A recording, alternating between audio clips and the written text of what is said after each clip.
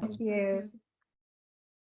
Welcome, everybody. It's Monday, April the 24th here in Maui, Tuesday, April 25th for many of you, and welcome to the Open Hearted Practice Group. How are you? I am delighted to see you all. I feel really happy.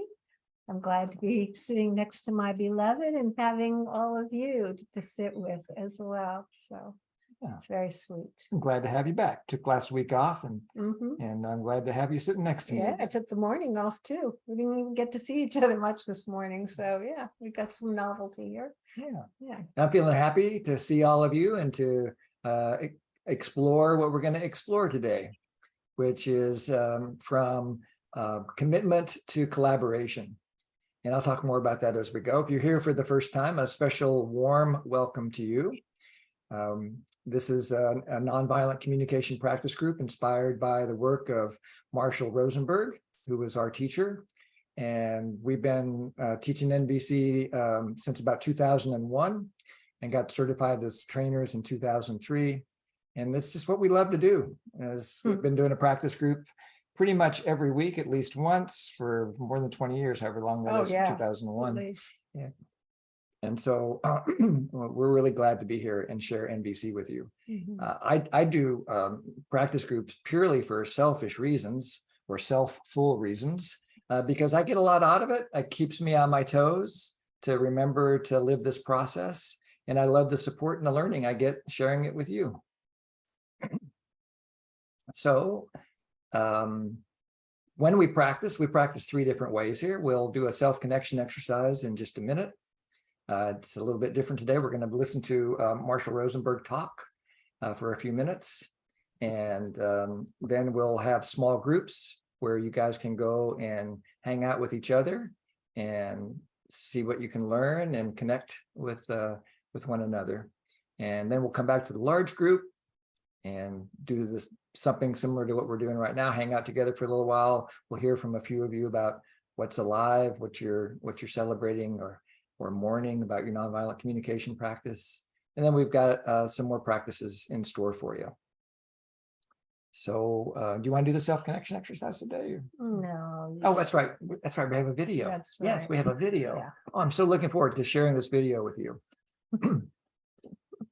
Can you guys hear that? That's the question. Did you just hear a buzzsaw go off? Good. Yay, No. Zoom. No. Okay. Yay for Zoom. I did not hear a buzzsaw go off. Good. Yay. All right. So this comes from my very favorite Marshall Rosenberg recording. It's called Creating the World of Our Own Choosing. And I'll give you the link at the end of the class so you can listen to the whole thing. We're just going to listen to a snippet of it because it bears on our topic for today. And so I'm going to, there's no video, so it's just audio. So you can close your eyes and relax and take it in or do whatever you want to do. And here we go. You see. So what is the difference between a request and a demand, you see? Once I said to my youngest son, would you please hang your coat up in the closet, okay? Was that a request or a demand? Both? I'll tell you his response. Would you please hang your coat up in the closet? Who was your slave before I was born?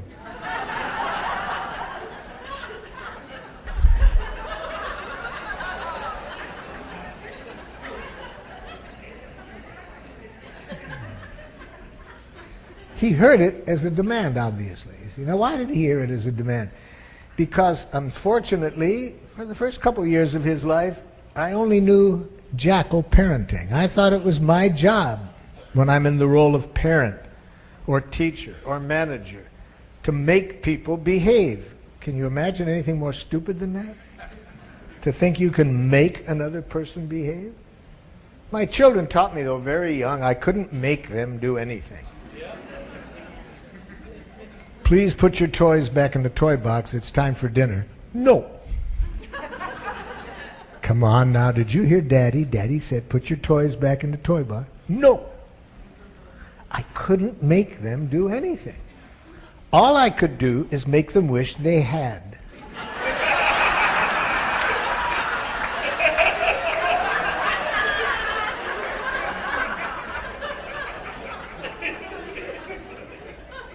And then they taught me another very important lesson, that any time I would make them wish they had, they would make me wish I hadn't made them wish they had.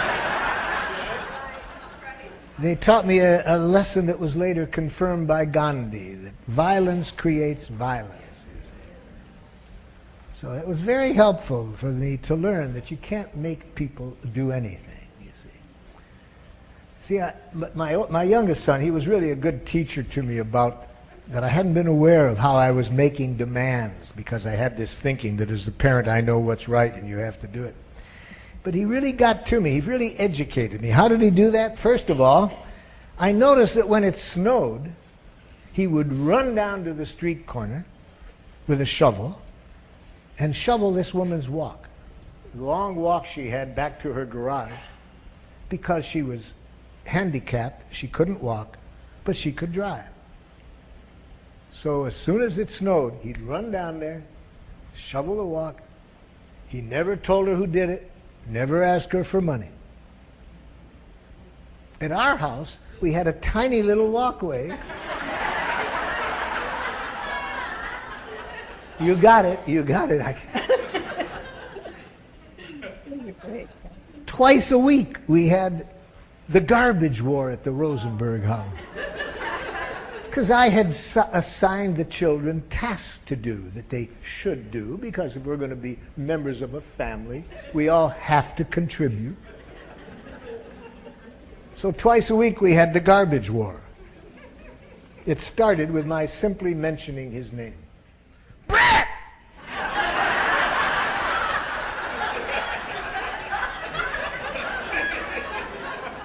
What's so funny? That's his name. Now, how did he accelerate the war? He's in the next room, right? He pretends he didn't hear me. So what do? Of course, I scream so loud he can't pretend. Brett! What? The garbage hasn't been taken out. You're very perceptive, Dad. Get it out. I'll do it later. You said that last time and didn't do it. Doesn't mean I won't do it this time.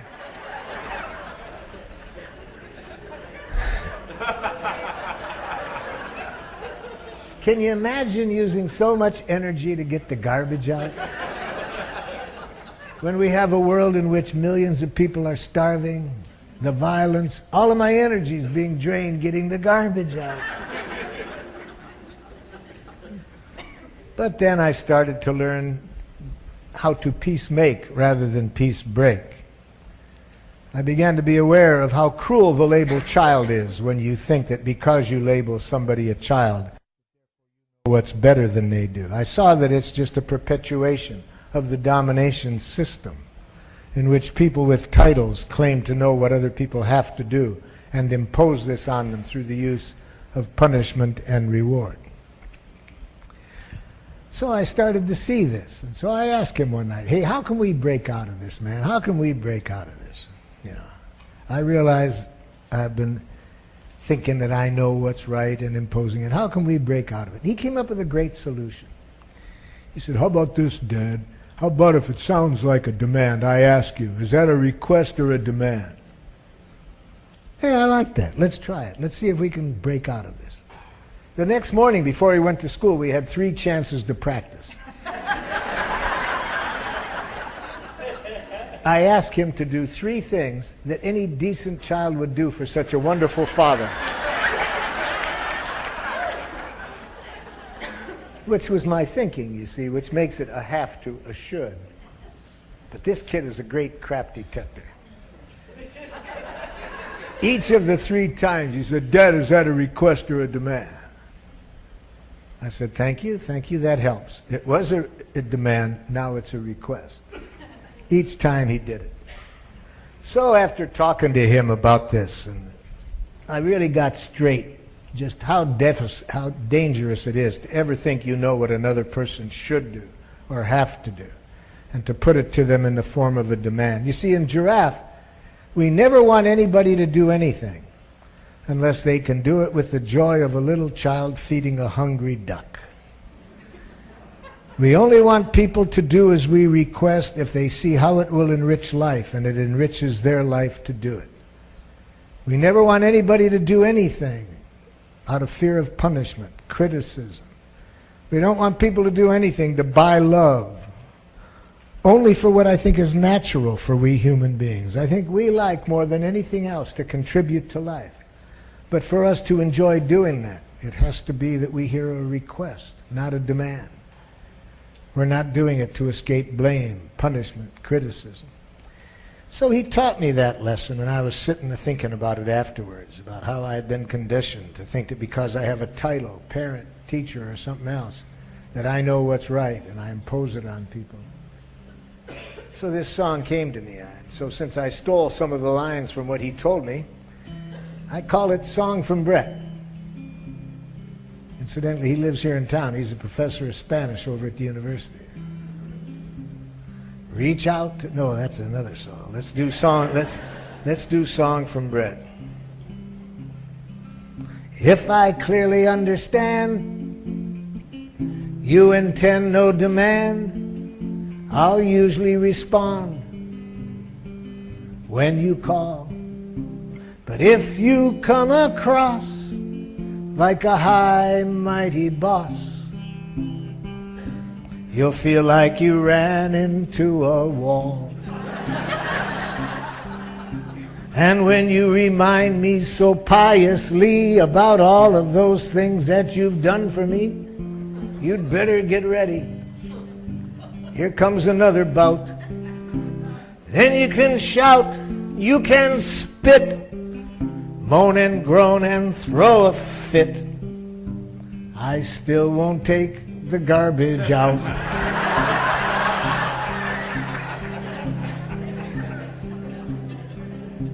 Now even if you should change your style, it's going to take me a little while before I can forgive and forget.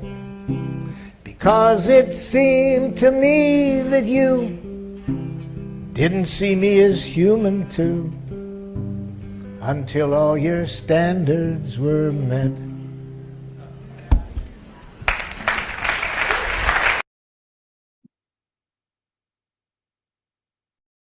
So just take a moment and be with how your body feels, having had this talk and this song from Marshall. Just notice your own body.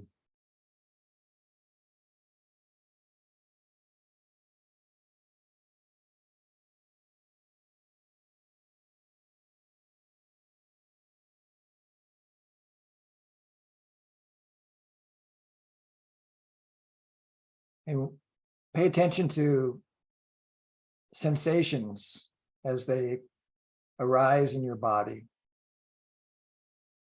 You're probably feeling something different now than when the song was over. So just stay with it. Surf the wave of your own experience.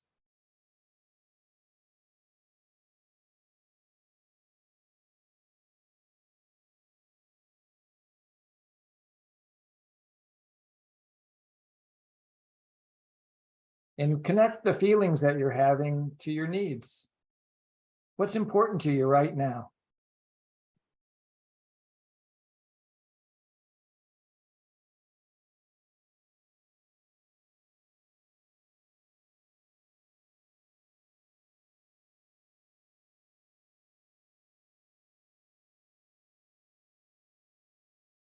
Just honor that these needs and values are alive in you.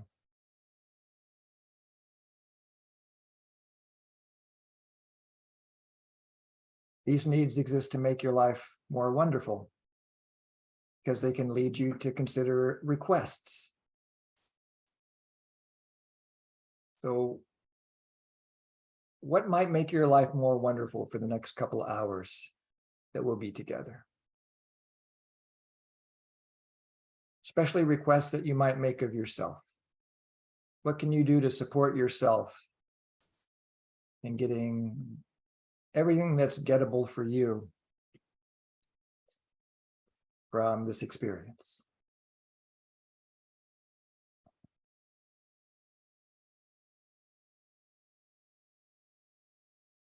So, as usual, we'll move to small groups now. I got a request last week to make them a little bit longer, a little bit have more of a chance to connect. So this week added a minute each for everybody, which doesn't sound like a lot, but it's 25% more. And so there'll be a total of 12 minutes, about 4 minutes per person. So please watch your time. It's good to have someone actually take responsibility for time. Let someone know when they get to 3.5 and then 4. Yeah. And, you know, be gentle with each other. If someone really needs to be heard, then you can let it go. If you only have one sentence to say, that's fine. You don't have to fill up the whole time, but you've got 12 minutes. The timer in the upper right-hand corner of your screen will start counting down from 11, but there'll be 1 more minute at the end before we're all zoomed back in here to the common room. And if you just arrived, you might not yet be in a room, but I think I was able to get everybody in a room. So we'll find out. So we'll see you all back here in 12 minutes. Or something like that. And here I comes do not have, I teach actually daily on this Zoom and I haven't never had. Yeah, this could be a slight glitch in the matrix. Yep, we're talking to the people who are having some problems with their internet, and we're welcoming back everybody who's here. Glad to see you. Anybody like to share anything with the large group? Anything that's alive in you about? Go ahead. Go ahead, Juan, and then Rob. Thank you, Jerry. Thank you, team. Hi, Jerry. Hi. Yeah, I have not been in this Monday class for a while, so I feel happy today to be able to make it. At the same time, I noticed the time changed. It's 9 o'clock for me, so it's probably to me I feel it's a little bit late to finish. But I think I will try as much as I could to involved. And I also feel being happy to see some older faces, especially for the breakout room. Thank you, Jim, for put all the Asian face in the same group, so we got to talk our mother language and get some connection with the friends I know before, and also met a new friend. So I feel happy and appreciated. Thank you. Thank you, Juan. Glad you're here, and please take care of yourself. I'm really glad to hear that you choose to stay now, and if you choose to leave later, I totally understand. 9:30, I'm cooked, so I'm already brushing my teeth by 9:30, so I get it. Go ahead, Rena. I'm sorry, Rob, and then Rena. Yeah, okay. Can you hear me okay? Yep, you're perfect, as always. Yeah, it kind of stimulated, yeah, oh, as always. Whoa, okay. It kind of stimulated that time when there was a real question whether my son was going to graduate from high school.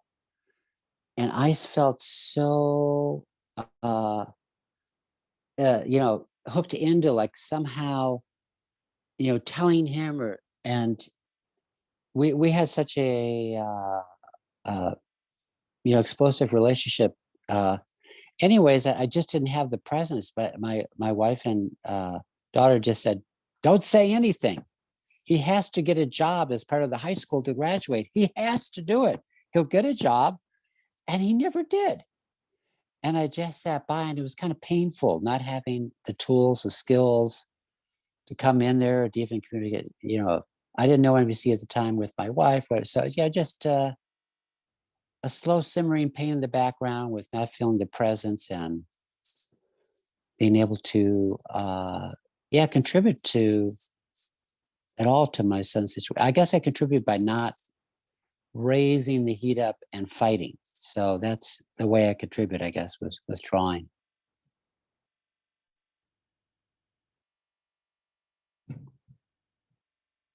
Oh, I can't hear you. I can't hear you, Jory. Yeah, I was muted. Thank you. Her audio engineer screwed up. Yeah, I appreciate that awareness that you express when you don't know what else to do, to sit back and observe until you get clearer about what you do want to do, or if you want to do anything. Yeah, thank you. Mhm. That's true. Mhm, Thanks, Rob. yeah. And Rena. Thank you. and Allison. Yeah, you know, a memory of the early days of learning NVC got stimulated, where an interaction, I was trying, you know, I'd learned something new. So I was trying it out with my daughter, who was 17 then. And I said, would you be willing something, you know? And I mean, she said, Mom, just say what you want and stop manipulating.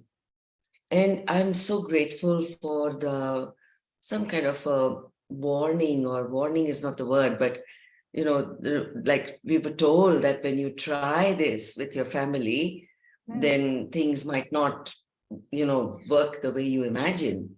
Right. So I kind of was stunned. And today, when I listened to Marshall again, I realized, because Marshall said that our kids teach us. And today, after all these years, now she's 32, and I realized that when I said, I was kind of quiet, and you know, she just walked away. That time I was hurt, that how can she walk away after saying something so sharp? And I realized today that that was the most brilliant thing she did. Mhm. Because if she wanted to cry in her own room, if she had cried in front of me, I would have cried. And then she would have had to look after me as a single parent, single mom, you know? And I was like, wow, how clever. I'm labeling, but I'm amazed at how children, teenagers know how to look after themselves. At the same time, it is the tragic expression of unmet needs. And I knew I could always do self-empathy. So I did that. I said, I didn't expect that. Manipulate me. And then I kind of realized that that was her experience. And of course, in coping as a single parent in the first year or two, I did do things from that space of, I know better. Mhm. So it's a constant learning experience. And now I'm realizing that when we had lunch or whatever next meal together, I didn't bring up whatever I wanted to say, but just shared that I think I don't want to manipulate. And I think let's kind of go slow, and you know, there's some repair to be done. Mhm. And we don't use this language, you know, even if I say it in Gujarati. but to have that courage to try something different and fail, or now I see it as lean into the impact. Yeah. Mhm. Yeah. Yeah, I see it as putting one foot in front of the other and hoping that the ground is solid and doing the best you know Yeah. how to try and be safe. And in actuality, that safety means the safety of the relationship. Thanks. Rena. And to say that children are really, there's so much grace and forgiveness, you know, in that interaction with parents. Yeah. So yeah, thank you for that video and the space. You're welcome. Mhm. Allison, and then we'll finish with With Pooja. Well, thank you, Jim and Joy, for bringing this forward, and for Marshall, of course. I can remember from the first sessions that I did with you, Jim and Joy, I got through observations, feelings, needs. I mean, some of them were foreign. It was a lot, but I got it. I never got requests. I have been struggling with, how many years have I known you? Has it been 20? It's been a long time. Yeah. It's got to be at least 15. And I still, and I'm hearing Marshall speak, and I'm starting to weep. I am actually starting to weep that I still, when he's talking about his son, and I'm thinking, I just had an encounter like he had with his son with my sister. And it's like, how did you hear that as a demand? I felt so hopeless. I felt so sad. You know, I just, oh, how did we end up there? And in the group that I was with, you know, that you put us, oh, that was such a blessing. And one of the partners there, one of the three of us, she was talking about, you know, the teenage thing.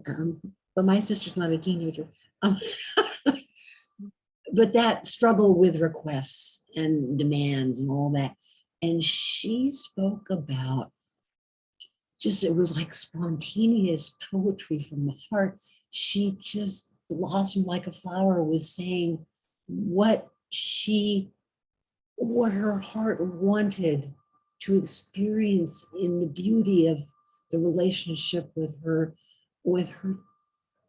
daughter. And wow, oh wow, I bet if her daughter could hear that, oh, it would just, there are no requests and demands anywhere in there. There's this aspiration of a flowering love. Just, and I'm gonna have to carry that with me.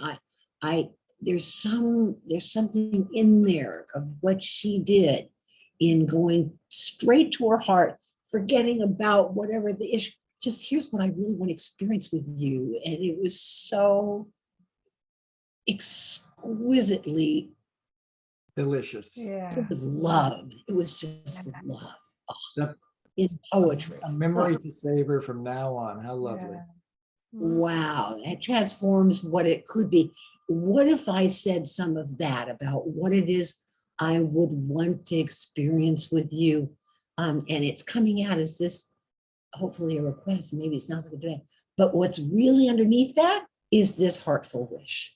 Mhm. So thank you. Thank you, Yeah, Allison. thank you, thank you. And And Pooja Pooja. and Siva. Yeah. Oh my gosh, thank you, Allison. That was so wonderful. I think you may have answered my question, but I'm going to say the question anyway, as it came up in our group and my group wanted me to ask it in the bigger group. So the question is twofold. First is that, let's say as a parent of two children, as a parent, the need is for order. And let's say the children have a need for play, fun, ease, but they don't have a need for order. Which means that as a parent, the parent will continue cleaning up and the kids will continue playing. And let's say when you make a request and not a demand, they will refuse because they have other needs that are most important to them, and they don't have the need for order. And so that's one part of this. The second part is that we touched upon is responsibility a need? Is responsibility a need? Okay. Yes, I got the questions and I'm going to hold them because I have a feeling that the practice we do will answer both questions, but I've written them down just in case. So check Thank in you. with us after. Thank Yeah. you. And now for the birthday girl, Siva. Siva, go ahead. I'm glad you raised your hand. Yeah. I have a public service announcement, and that is there are two films that are going to be, they're either available right now or they will be in the near future. There's one I already saw last Thursday night. It's called Judy Blume, spelled B-L-U-M-E, Judy Blume Forever. And then her most famous book is Are You There, God? It's Me, Margaret. And then there's a whole lot of books that she's written. And Great. all of them are NVC insights into human behavior. Wonderful. I see that you've got the same virus that I got, Siva, that I can't watch a movie or read a book without seeing the NVC in it now. And so thank you for sharing it. And if you would put the links into the chat for any of that. And Joy has a question for you. How would it be for us to sing happy birthday to you, Siva?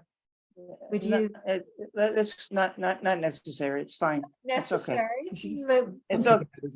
It's okay. Save the time. Okay. Well, happy birthday. I get it. Birthday. We're happy that I you get can it. celebrate with us. All right. Okay. And I'm glad we asked. It's my birthday too. Your So, birthday Rob. too. Wow. Well, the 17th. I don't know. Right, Is that okay? But I do have a question for. I Sing, wanna- sing to both of us. Wait. Okay. I want to know from Rob. What happened? What was the result of this? What happened with your son? What was the result? You know, we didn't think he was going to graduate from high school, and somehow or other, he just had enough credits or somehow with going to a class in the evening to graduate. And it was like, oh my God, I couldn't even ask him about it. So it was, yeah, he did it. Yay. He said he would. He did. Wonderful. Okay. Yeah, Yep. so we now have 2 April And birthdays. there Are there probably any others. more? Odds are there's some other. Your birthdays in April? Oh, there goes Purva. All right. Okay. And That's, so it's a clap, not a hand, but it does look like a clap. I mean, a hand. Yeah. So let's. I also celebrated few days ago. So I am really? April. Oh, cool. It is your birthday. Great. So I love it. I love the chaos of a Zoom melody, because Zoom, it really freaks Zoom out if everybody tries to sing at the same time. And so I would love us just to sing one round of happy birthday to all the April birthdays. Ready? On your mark, get set, go. happy birthday. Happy birthday to you. Happy birthday to you. Happy Happy birthday, everybody with a April birthday. Rob and Purva. birthday to you. Many You more. found it as entertaining as I did. That's great. And many more. All right. Well, it's always fun to celebrate. And let's see here. I'm going to share the screen with you so we can start practicing. What a concept. Yeah. So we've been practicing for actually 46 minutes already. And some of us have been here for an hour. So if you've been here for an hour and you need to stretch your legs or anything like that, please feel free to do that. Especially you, wife, if you want to stand up real quick, because I know that's important on your watch to keep track of those things. So today we're talking about from commitment to collaboration.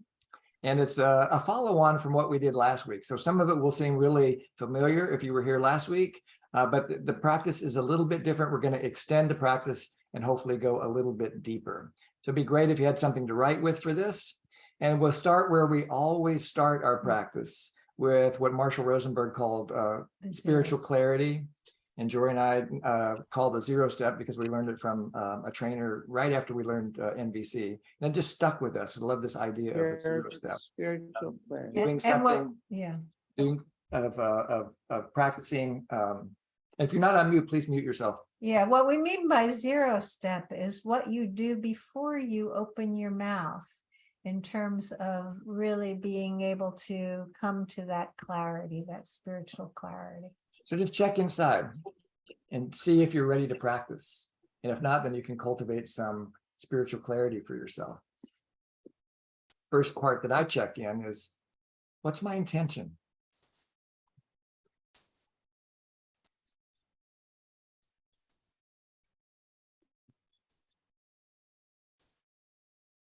And I want to see if my intention is in alignment with the intention of nonviolent communication, which is to create a quality of connection that inspires compassionate giving and receiving. And then I check, am I present? And am I aware? Or am I stuck in the past or bicycling off into the future? I'm doing whatever I can to remain present. And NVC is an exquisite strategy of cultivating presence. It creates a feedback loop. And third, which is right on topic for today, are you open to outcome? Are you free of demands? At least in this moment. It's the only moment that we can check.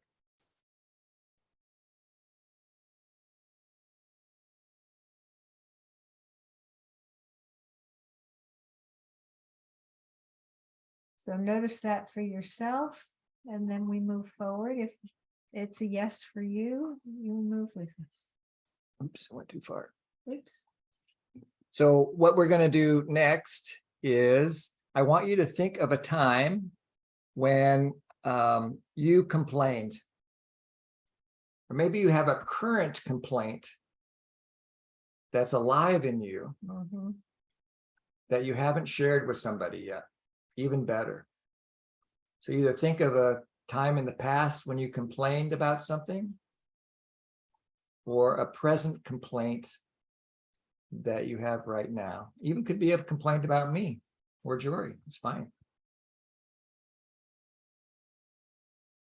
And then write down the observation. What exactly are you responding to? Mhm. What The observation, what did you see or hear that you're responding to?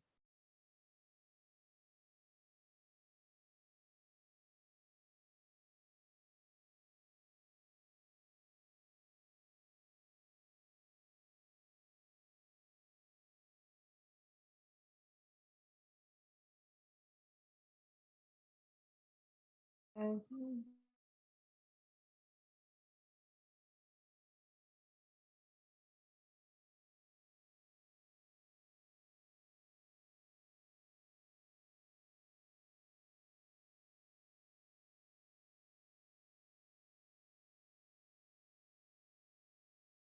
You going? Anybody need any support by us giving an example? Just raise your hand and I'll come up with something. I got plenty of complaints.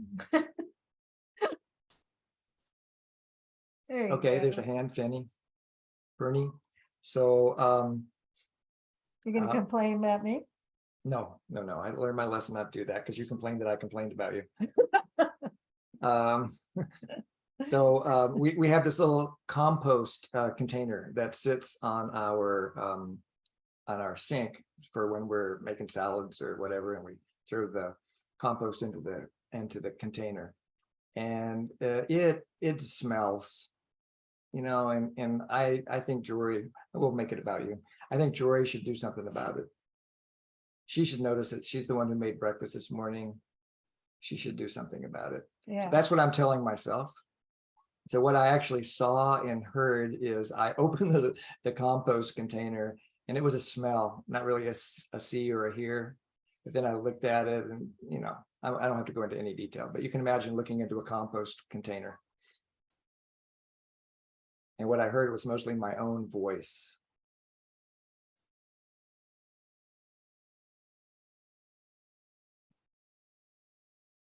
Now.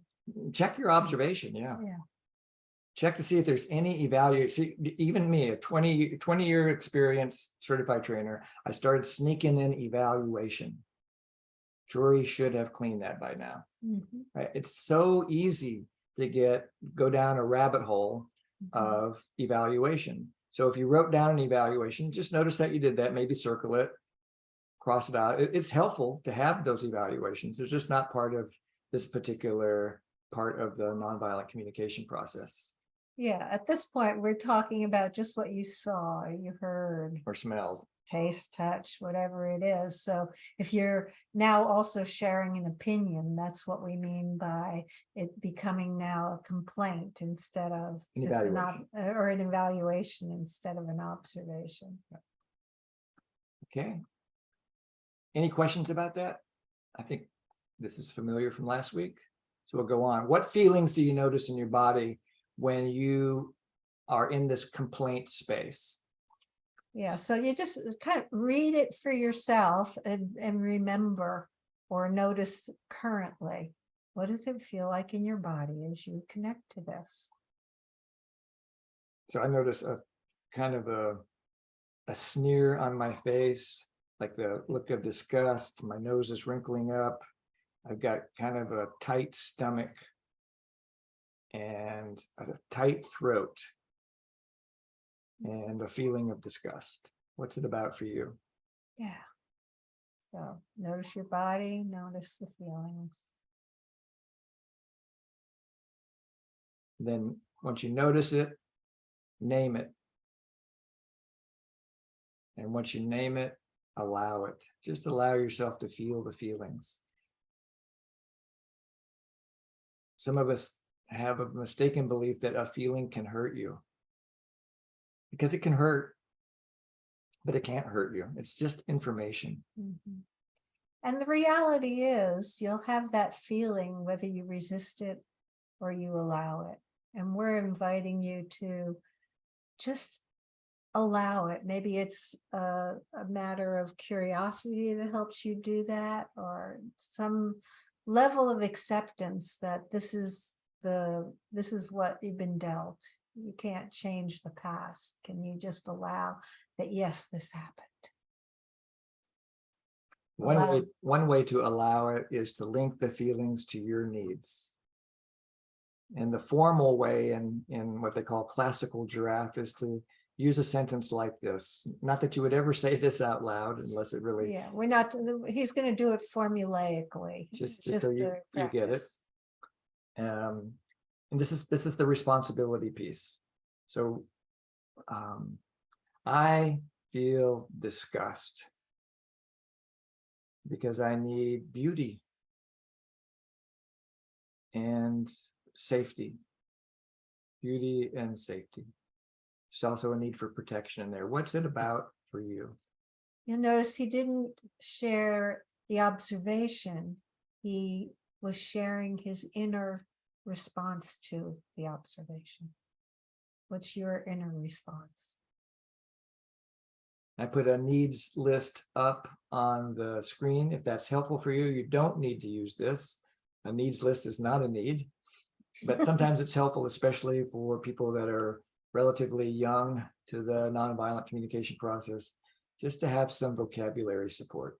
So I'll be quiet for a couple minutes while you hang out with this list.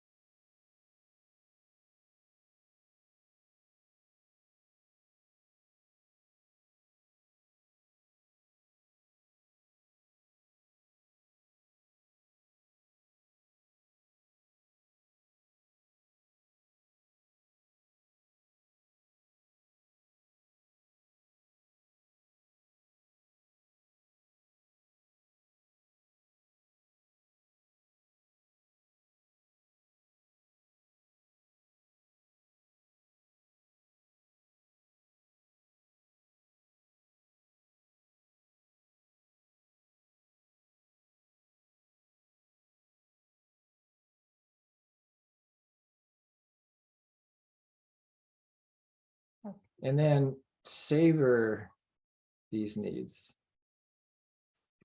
Savoring just means this is a deep form, a deep practice of allowance, to allow yourself as a human being to have these needs. This is a wordless experience. Just tapping into the energy of the need. In my case, it's the need for beauty, the need for safety, just allowing my heart to open to these needs. There's no doing here. This is a being. Acknowledging and being with part of your humanity. And this savoring, this is what we're committing to. part of what we're committing to. We're committing to the spiritual clarity in the first place, and then we're committing to a world where we want to be guided by needs to make life more wonderful. So in my case, I'm committed now to beauty and safety. I'm not committed to how I'm going to get those needs met. Too soon for that. I'm just with the beauty and the safety and how those needs serve me. Maybe other needs come up for you too, as you just sit with and savor the needs for another 30 seconds or so. You can keep referring back to your body, see if anything else is revealed to you.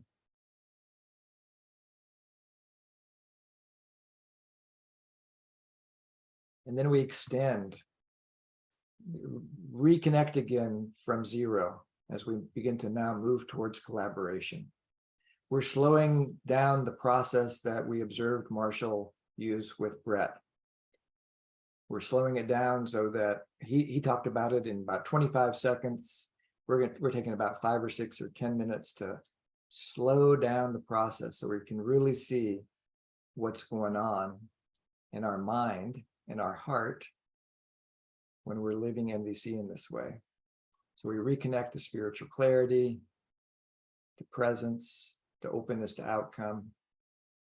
And then what needs do you imagine motivate the person of the other, the behavior of the other person involved? In other words, what's their positive intention? That's another way of pointing towards a need, the need that they're trying to meet.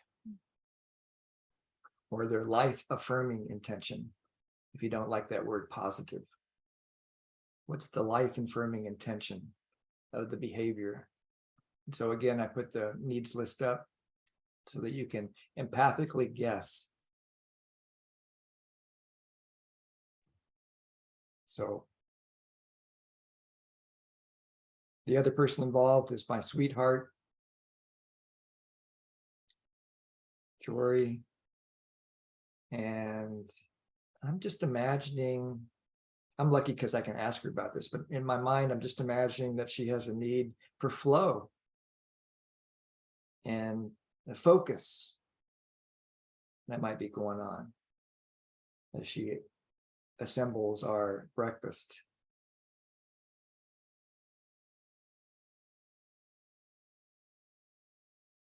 That maybe she has a need for acknowledgement of the work that she's doing to make life wonderful for us at breakfast.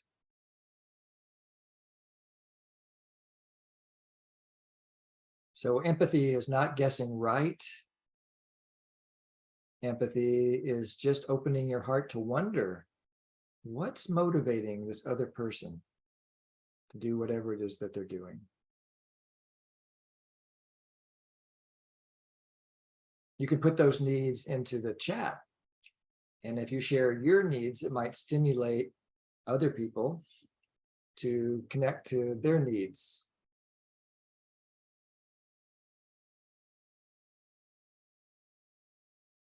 So if you want to share it in the chat, that's fine. If you feel stuck and need some support, you can raise your hand. Some people are reporting that the writing in the wheel seems very blurry. Or is it me? It could be blurry. We sometimes have little internet blurs, and then it snaps into focus. It's just a Check with Isabel. She's right there. okay. Oh, it got better now. Good. Yeah. So it's a matter of your system and our systems coming into harmony. Was blurry and now okay. So Yeah. it's yeah. So go ahead if you'd like to share the needs, and we'll hang out with your needs as you probably had a need for clarity there. Mhm. Yeah, and I also appreciate when you let us know if things are blurry. Thank you.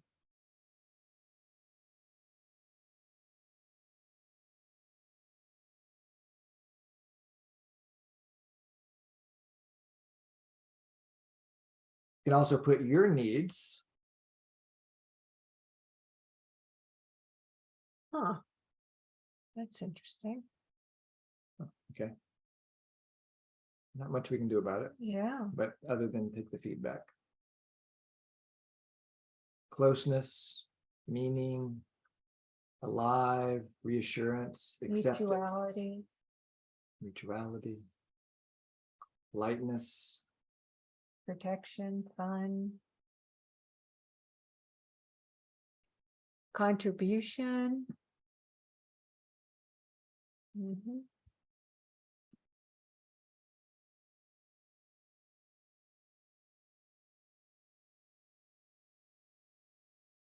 Hopefully the chat is not as blurry. it's only probably what's being shared, yeah. Yeah. Competence, self-expression. Then the next question to consider, do they have the power to change their behavior? This is just a prediction that we're making. We really don't know. But sometimes we complain about things that the other person can't do anything about. It's just nice to know that, because then it tells us where we might want to put our energy.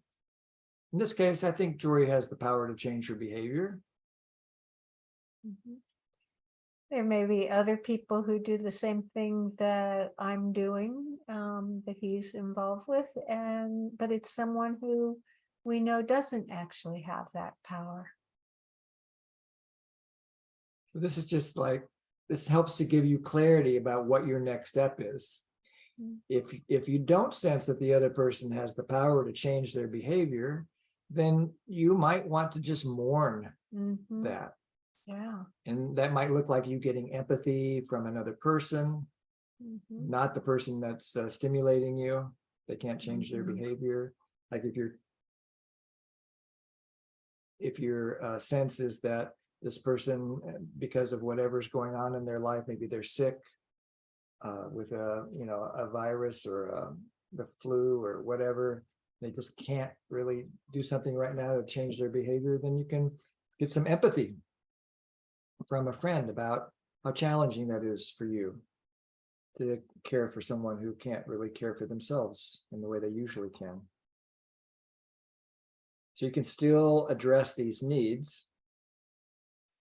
It just might be a little bit different if they don't have the power to change their behavior. We're going to assume that the person does have the power to change their behavior, so we can do the rest of the practice, which is, what next step would you like to propose to collaborate?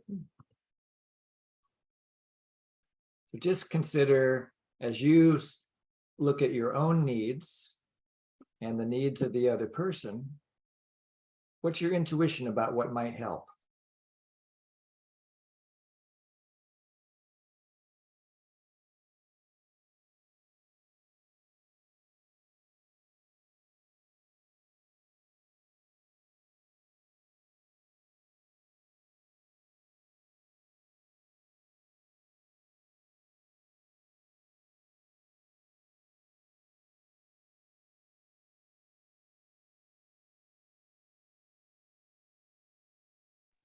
No sound. No, we're letting you guys think about what you want to do. So we're chatting with each other about something else. Yeah.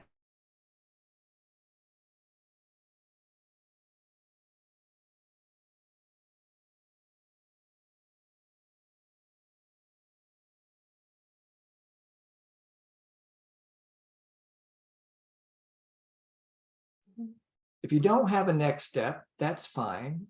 One might, if you just stick with the needs, one might reveal itself. But in my case, the next step that comes up might be a dialogue with my kitchen partner. So I can just imagine us sitting down maybe after this group or tomorrow morning or something like that, and have a talk about this. Not from the attitude of she's done something wrong, but rather I'd like to connect in the service of the needs that I identified. So that's one next step that comes up for me, is to propose a meeting. What's it for you?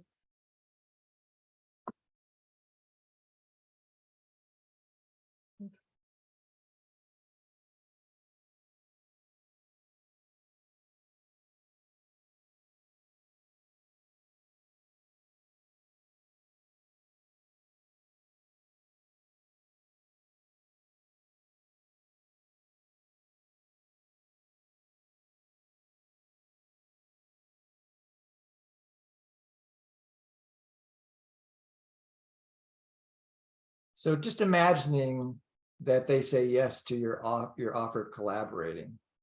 Consider how you might open the dialogue. What might you say? So it might go something like this. You know, Jory, we were talking earlier about something going on in the kitchen. And I wonder if we could talk about it right now. I mean, just for maybe 2 minutes during the practice group. Oh, you want to do it right now? As kind of a demo. Yeah. Sure. Yeah. Okay. All right. So would you like to hear what comes up for me? Would you like to know more about what the topic is, I imagine? I'm curious now. Yeah. Well, we were talking earlier about the compost container. Mm-hmm. And yesterday, I remember you told me that it was stinky. Mm-hmm. And I went out and I washed it. And I came back in and I put it back in. And then this morning you complained again that it was stinky. And then, so I noticed that it was kind of rank too. And so I'm wondering if you have any ideas about what we can do. Do we need to replace it, or is it still something that's important to you?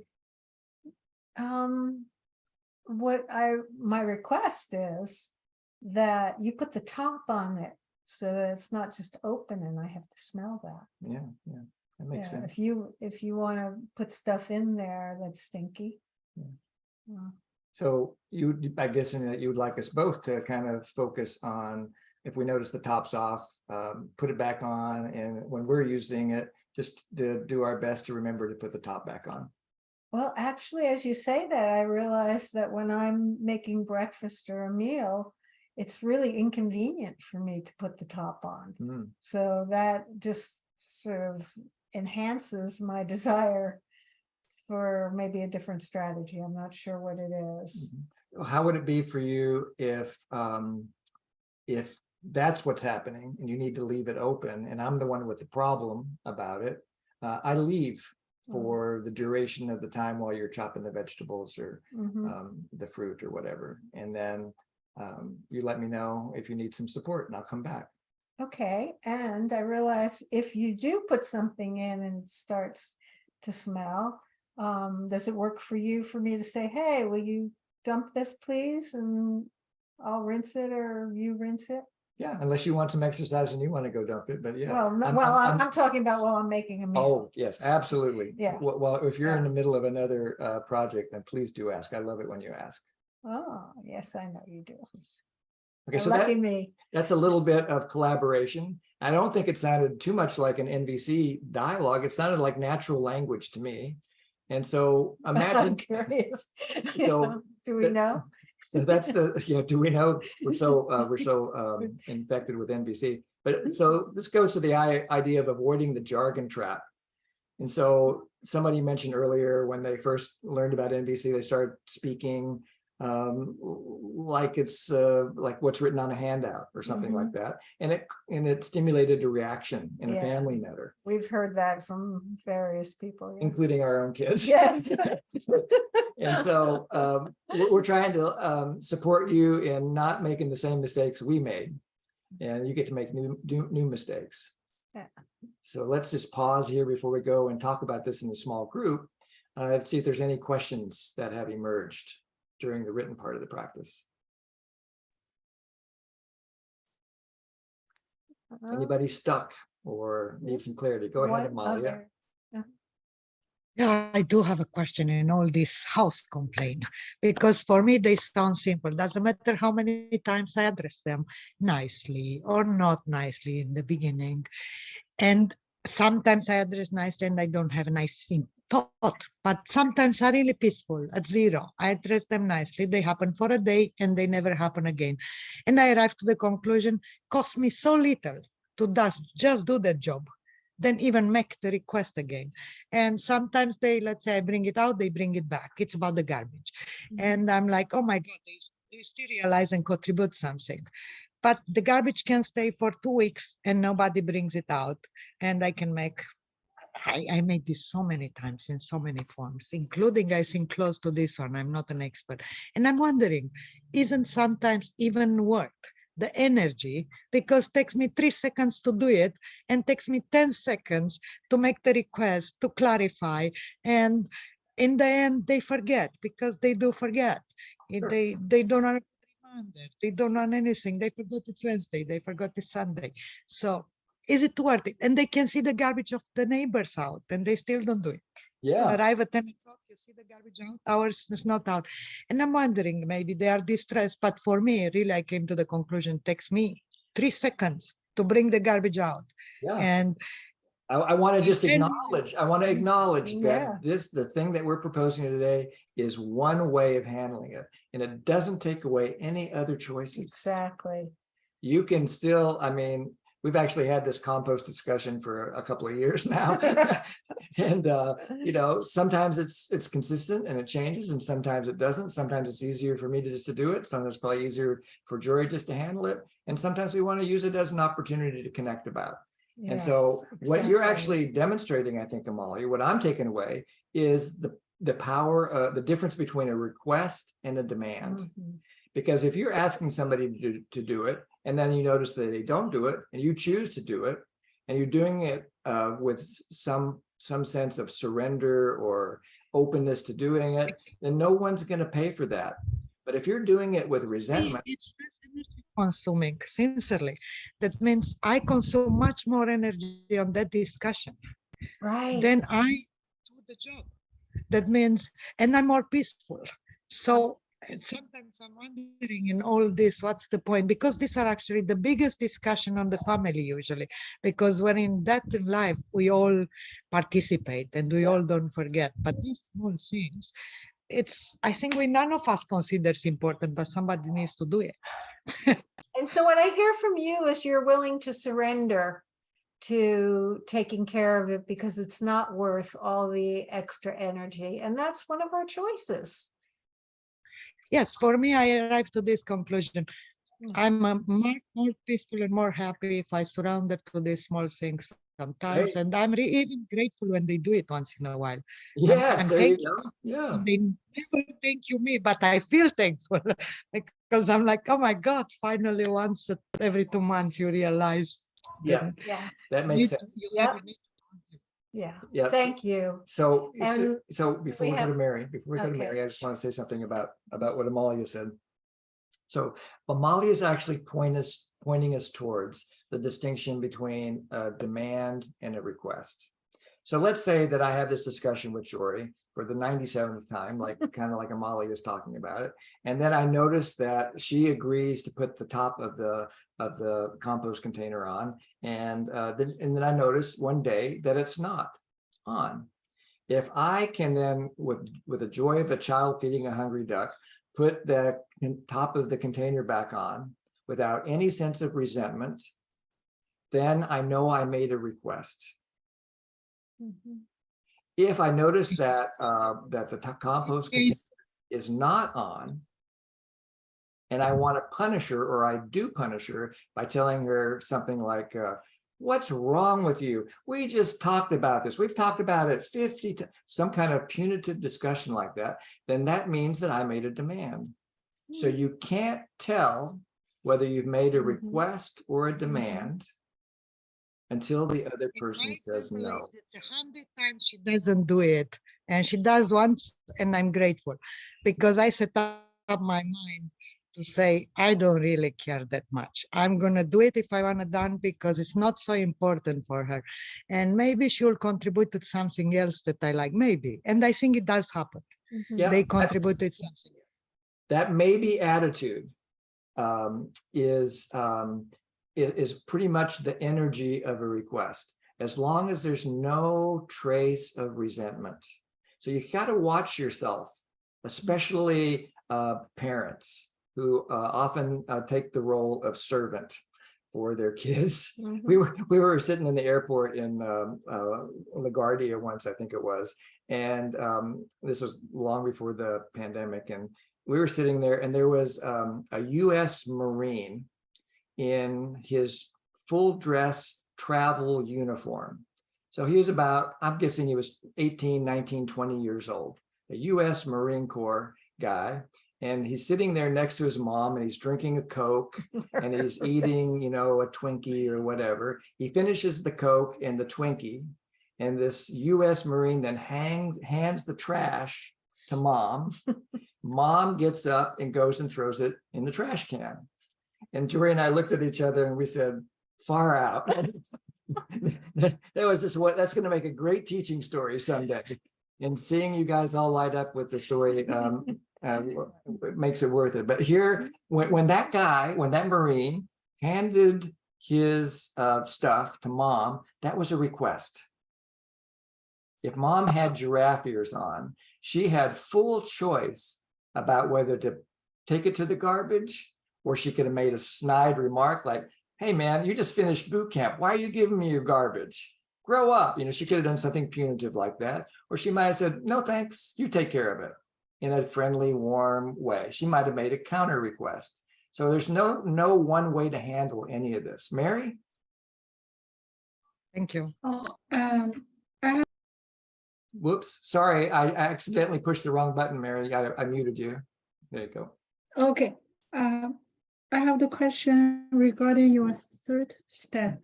Do they have the power to change their behavior?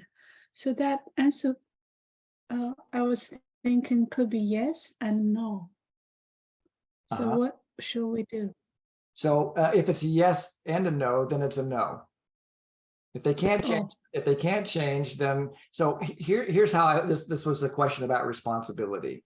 I don't know whether it's a need or not. I try not to get entangled with discussions about whether certain words point to needs. If it points to a need for you, great. If it doesn't point to a need for you, great. But responsibility for me means it's something that I can control. And so I can control whether I put the top on to the compost container. And I know Jory can control that because she has all of her physical skills and attributes to be able to walk and be able to put something. But if for some reason something happened to Jory, or there's somebody else in the house that wasn't able to do that, or something happened to me, then I would no longer be able to make that choice. So that's what I mean by power. The power to change my behavior is, can I choose to do it if I want to? Does that make sense, Mary? What's the meaning to ask that question? Oh, it's a question designed to either create clarity or compassion. So if I understand that the person has the power, then I can move into a collaborative dialogue with them, because I'm sharing my power with them. If I notice that they don't have the power to do something, like Jory's mom used to live with us, and she really relied on a walker to walk, so she had to keep her both hands on. There's no way I'm asking Sylvia to deal with the compost container, because I don't think that it would be safe. So I would say that she would not have the power to comply with that request, no matter if I asked her 50 bazillion times. So it's just, I might be wrong. If I have a lack of clarity, that might be what we talk about. Do you have the power to change? You know, we could actually dialogue about that. Thank you. That's very good. That answers your question. Yeah. Oh, great. Aaron? Yeah, that does. Thank you. But if you use in Marshall's example, calling his son to collect the garbage, obviously his son has the power. Yeah. Right? Yes. So what differently should Marshall say to his son? Well, what happened, if I remember the dialogue, Marshall said something like, he opened the dialogue with a invitation to connect. We got tangled up about the garbage wars, and I wonder if you have any ideas about what we can do to fix this, to make it better for us. And Both so of us. both of us. And so Marshall acknowledged Brett's power to be able to do something about it. And Brett said, yeah, I've got an idea. How about if I hear a demand, I'll let you know and I'll ask you if it's a demand or a request. So they collaborated and they found a way to work out that particular conflict. That makes Okay. sense? Thank you. Thank you. Thank you for your question. And Aaron? Aaron and then Mickey. So I noticed how much ease there was in your conversation, Jim and Jory, when you did this kind of, it wasn't a role play, it was an actual conversation. And it reminded me of a few years back, I kind of support facilitated an NVC workshop. Someone else was leading it, but I was in kind of a support role of that person. And we did a demonstration for the participants. And then we asked for feedback from the participants. We did a demonstration of an NVC kind of dialogue. And one of the comments came back, that was really boring. and the facilitator said, yeah, like we're used to conflict. Like that's what we find entertaining is like people, but like when people are just collaborating and in dialogue, it for someone watching it is boring. Yeah, And it could be. so I'm just kind of appreciating that I was bored watching that in the most loving kind of appreciative celebratory way. Yeah. And yet it was a powerful demonstration. I don't know if anyone else has come across, there's a TV show that's all on YouTube now on the Bay NVC YouTube channel called Conflict Hotline. And on that show, they had scenarios that were submitted by viewers, and they had people kind of role playing these scenarios. And the first way they role play it is doing the conflict, and then there's person A, person B, and then person A uses NVC skills and person B just does whatever they would do. And you see how it shifts, and then they switch who did I say? Person B uses the skills. And Yeah. so anyway, if you just watch the second half, it's boring. But when you see the contrast between the, Yes. the conflict and then when the skills are used, then I appreciate Thanks. We enjoy Jackal what, shows, don't we, Aaron? I pay what? like $50 a month for Netflix and all these other things because I enjoy Jackal shows. Yeah. Yeah, I enjoy Yeah. conflict. Yeah, thank you. And then Yeah. we'll finish with Mickey, and then How we'll was have it for you to hear that? Oh, it's just fun. It's fun. And it also points to another thing, Aaron, about how when we're practicing, we pick a zero level of real separation, just so we can stay connected. That's not how all of our conflicts look. Okay, we look just like the fun stuff sometimes. And sometimes we do that here. We've actually had pretty good fights in front of 30, 40, 50 people at different times. So I'm getting worried about time here for their breakout. Yeah, we're Maybe we doing could, good. are we doing? Oh. okay. Go ahead, Mickey, and then we'll move to practice. Thank you. So my question is around the child brain development and NVC dialogue. I am up against my 8-year-old son who is really interested in playing Roblox.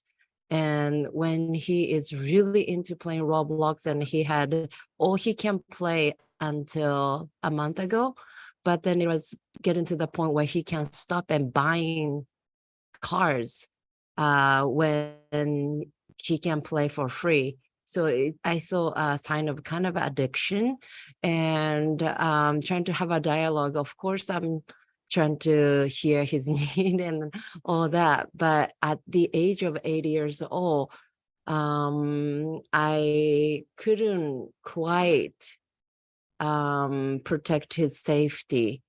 And do you guys have any experience of up against really young child, and from what age or age doesn't matter,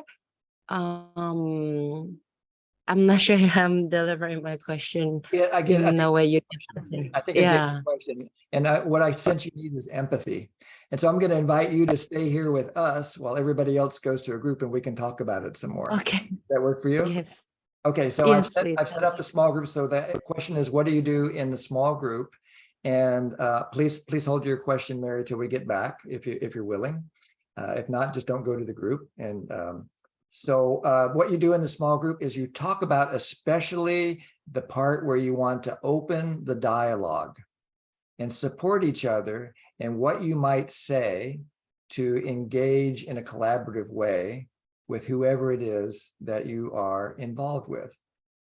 And you might even end up doing a couple role plays like Aaron was talking about to kind of practice different collaborative strategies.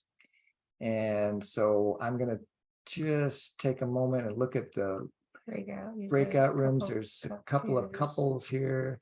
I think it's fine to do it in pairs because I want to save the time. So we're going to do this for There'll be 2 or 3 people in your room. we're going to do this for 15 minutes. So you'll see a timer that says 14. That'll give us time to answer any final questions at the end. And so we'll see you back here in. Sorry, Jim, may I ask to stay with you? Yeah, just come, either don't go or come back with us. That's fine. You can leave the room if it wishes. Okay, thank you. Thanks for letting me know, and I will move your partner as soon as I can. So if you end up by yourself, just hang in there for just a minute and enjoy supporting each other. This is your chance to practice both your honesty and your empathy skills that you've been working on. So here you go. Registration. We'll mention it later at the end of the class. Thank you. Thank you. Welcome back. Love to hear from people that we haven't heard from yet, if possible. Open to hearing from anyone, but love to hear what you discovered as you work through this practice Mary has today. her hand up. No, that's our hand. Yeah. So anyone like to share either celebrations, mornings, insights? Here's discoveries? Juliana. Go ahead, Aaron. Okay. Yeah, real simple is the thing about asking, is this, I don't remember your words exactly, but is it doable for them or not? Can they do it? And just having the sensitivity to that and meeting someone where they're at, like just making the request be something that's actually possible for them.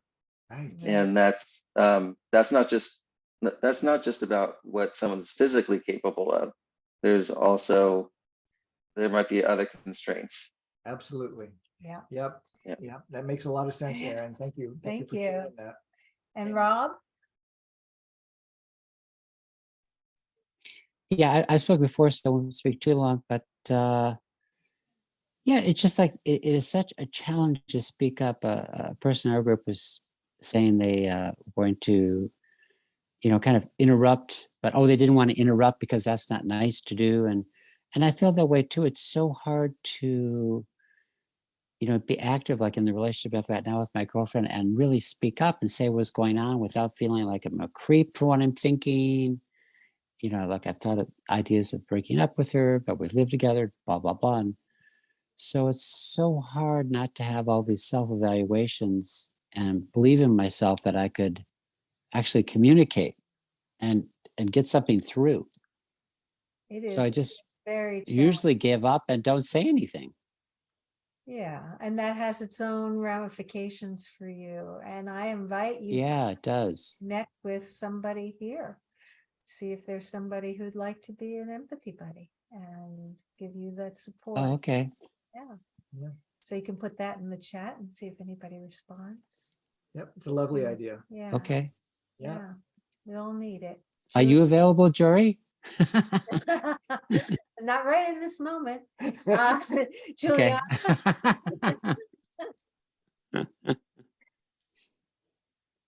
Yeah.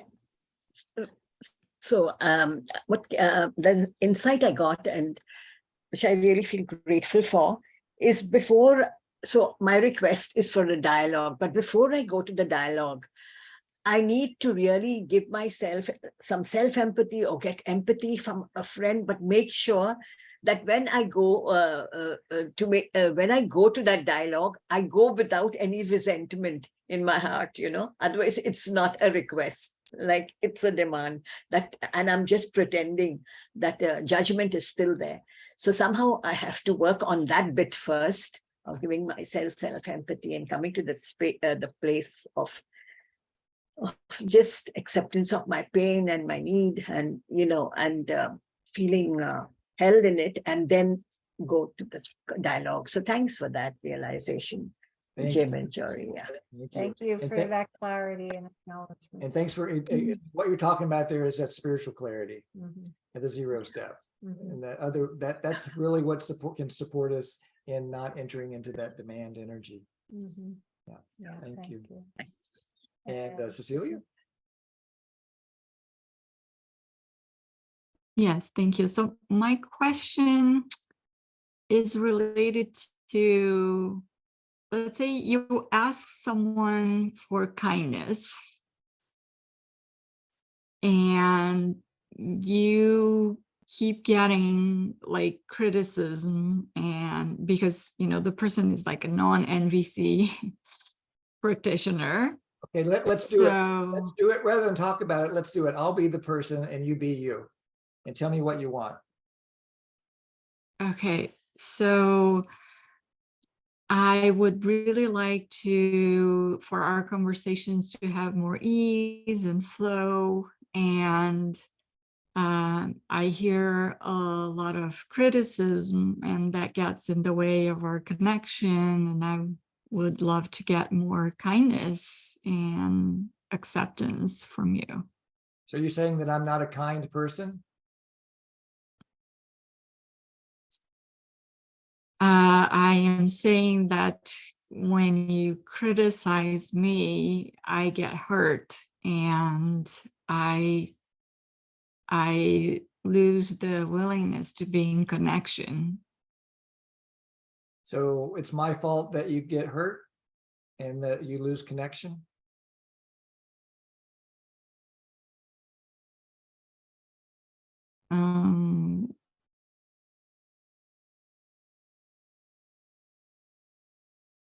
I don't know how to respond to that. I wish. How about if you don't know what to say with your honesty, try empathy.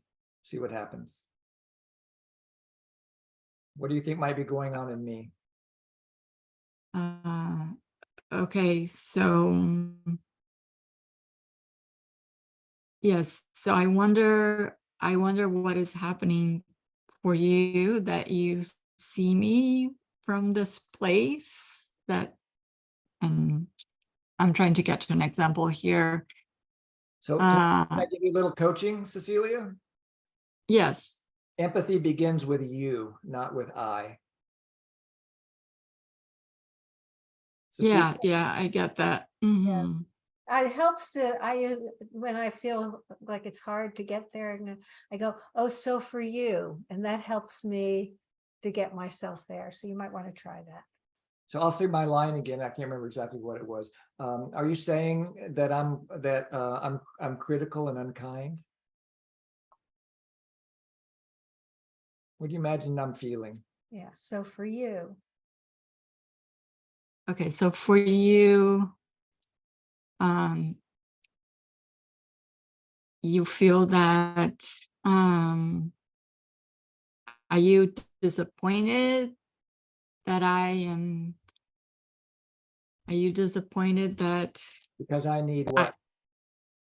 Because that I need kindness from you? Is that? No, see if you can take I'm seeing myself going back to I, so I'm like, no. Stay with the you right in this moment. What do you imagine my need is? I am frustrated and I'm sad. What do you imagine my need is?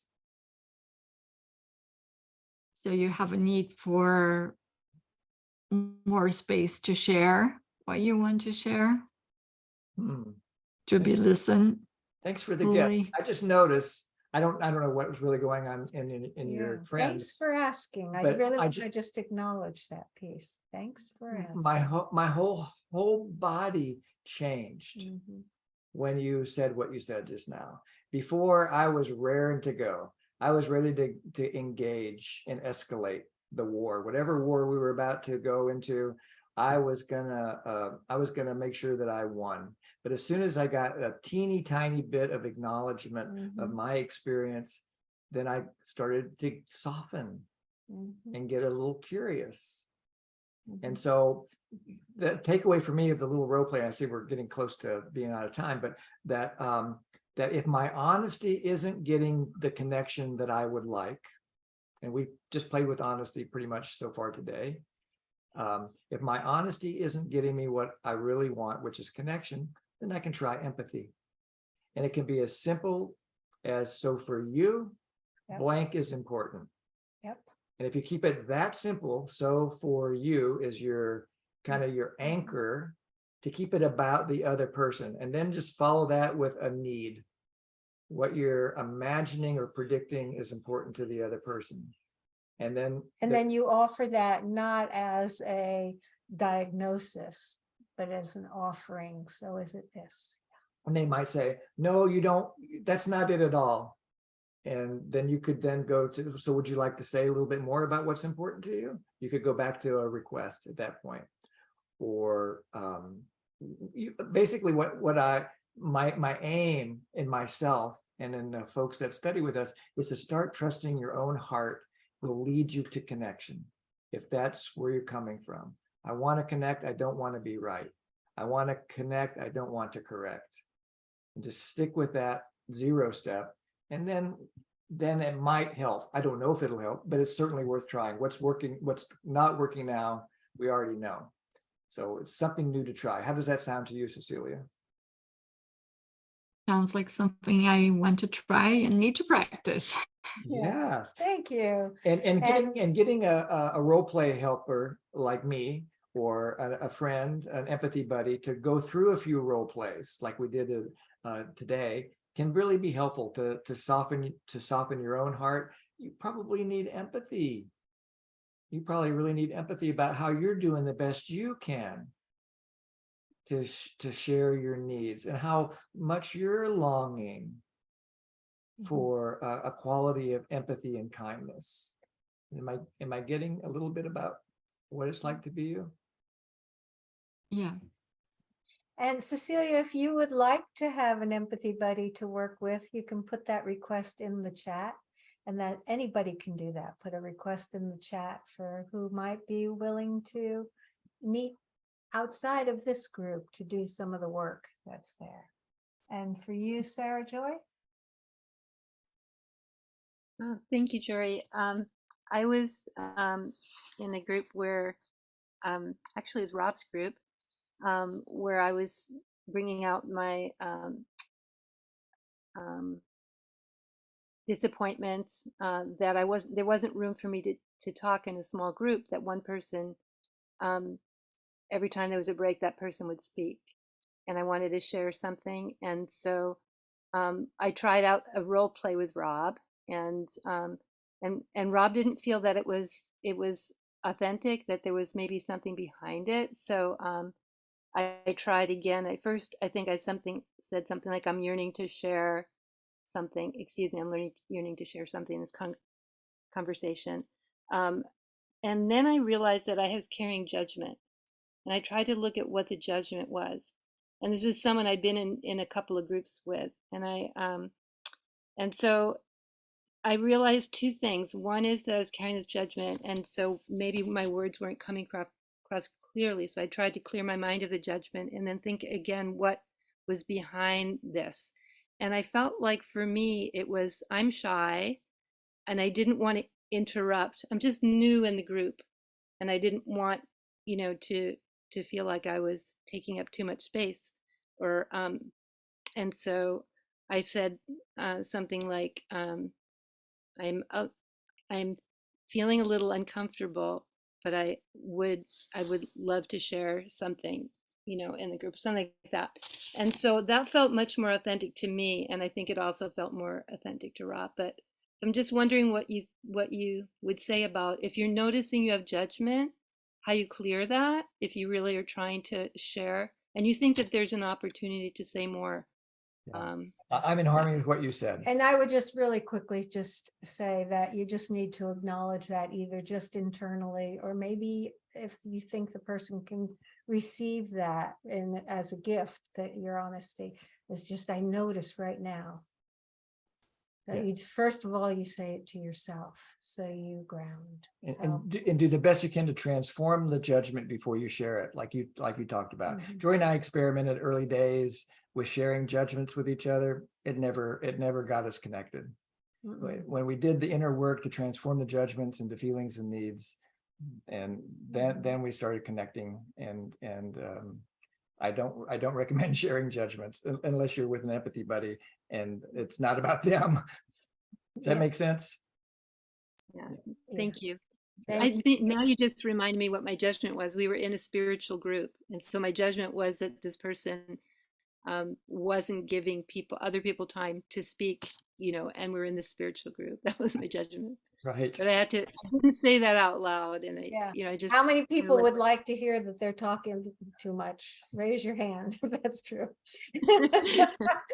I see a couple of more hands, and we're at the top of the hour, so I want to honor that some people might need to leave. So I need to just say a couple of things here at the very end, and then we can see if the questions are still alive or if you want to save them for next week.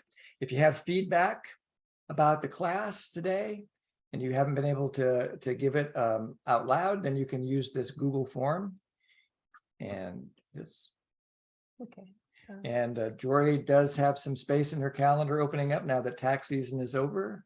You want to say a little bit about what you do? Yeah, I appreciate the opportunity to walk with people in their process. I appreciate all the people who did that for me, and I'm available if you would like to have an appointment. That is, did you put it into the chat? I did. That's how you do that. Yep, I'll put it into the chat. Oops, It I thought is. I did. It is. It's right there in the chat. Oh, good. Yeah. Great. And then let's see here. If you're not on our email list and you want to be, then you can try this link here. And if that doesn't work, then send me an email. And then I'm pretty responsive to emails. My email address is here, and I'll add you manually if you're having trouble and not receiving emails from us. Also check your spam folder. Since we send through Constant Contact, sometimes spam folders will pick that up and put it into spam. And then we do record all the calls and make them available to you. It takes us a day or two to get them up, but this is where you can see the videos. And that's enough about the links, I think, for today. We will be in Bali. Mickey's going to join us. Mickey, who's on the call today, certified trainer from Singapore, will be joining us in Bali. If you'd like to join us, that would be a blast to have people from this group coming. And that's in October. And every week when I send the weekly mailing, there's a link to the Bali IIT. Okay, so I'm going to turn the recording off now, and then we'll see if we can address these last two questions before I go and stretch my legs. And then we'll open up the groups again. Actually, we can open up the groups again. And if you have a question, you can just stay here. How's that? Let's just see if we can get through the questions first, because that way I'll get distracted. I don't know which group they're in and so forth. So. Oh, okay. Yeah. Well, don't leave until they're all in their group. Okay. Okay, Pooja, you have a question? Pooja, if you're talking, we can't hear you yet.